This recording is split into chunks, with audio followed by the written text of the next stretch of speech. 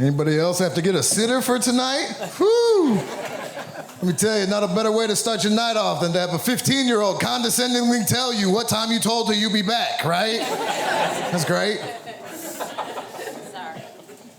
I have a 7-year-old daughter. There's struggles, babysitters, but there's joys as well. I love getting to see the things that I've passed on to my daughter. I love that. I passed on my dimples to my daughter. It's adorable. She smiles at me, and every time I see, those are gonna get you out of a ticket one day. That's right. You're welcome. I passed on my love of reading to her. I read to her every night. That's a big deal. We read. My daughter loves reading so much, she chooses that over video games, which is just amazing. That's right. Thank God she can read on her own, though, because I didn't pass on good book choices. That's something that...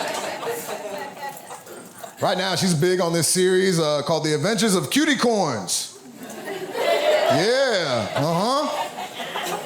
I know it sounds ridiculous, but I'm gonna explain what a cutie corn is anyway, just in case there's one or two who don't know.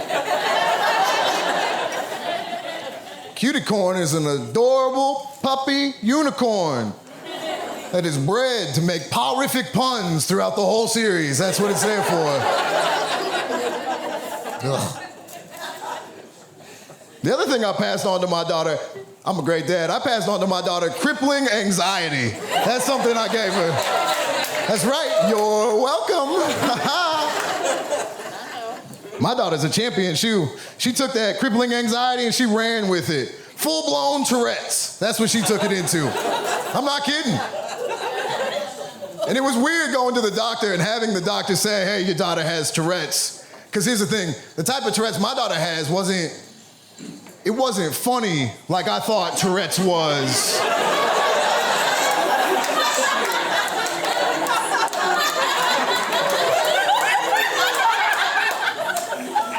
I grew up, my knowledge of Tourette's came from MTV True Life, you know?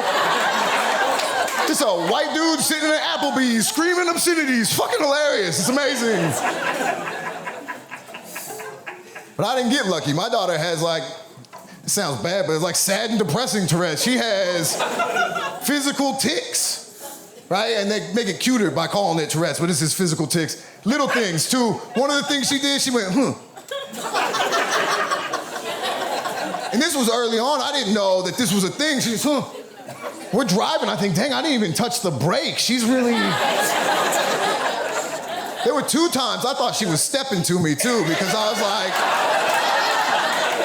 hey, baby, it's time to get ready for bed. She went in 10 or 15 minutes. You let me know when you're ready for bed.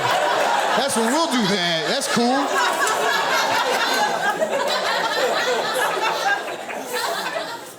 Then she started blinking a lot, right? Blinking, and I'm talking just nonstop. This is, every once in a while she'd wink, and then she'd mix up all the inkins together, just doing them both. And for a while, she'd be winking, and I thought, dang, did I pass on comedic timing? Is that something I gave her? And the other eye joined in. I was like, nah, didn't give her that. One of the things I learned having a daughter with Tourette's is if you bring attention to their tic, right, and they become cognitive of it, what happens is it changes. It becomes something else. And it's a roll of the dice. You don't get to sign up for a certain tic, and get the next. So you don't know what's gonna come. And my daughter's blinking a lot, so I kept asking if she had schmutz in her eyes. I'm sorry, I didn't know. So the tic changed, it became something else. And what my daughter started doing was clearing her throat. Not a big deal, right? You hear that, clearing your throat. It's not that bad, right? And you think about it, right? It's easy for me to have a dinner and be able to go along with the conversation and say, hey, how was school? And then she goes, hey, recess was amazing. Tommy was a little bit of a jerk. He pushed me. But we kept playing. It was fine. And then you're driving. My daughter, she goes to school a long way, so we drive a lot. And we keep going along. And I'm going across that I-5 bridge, and I'm wondering, should I just maybe take a hard right off the bridge? Because maybe then it'll end.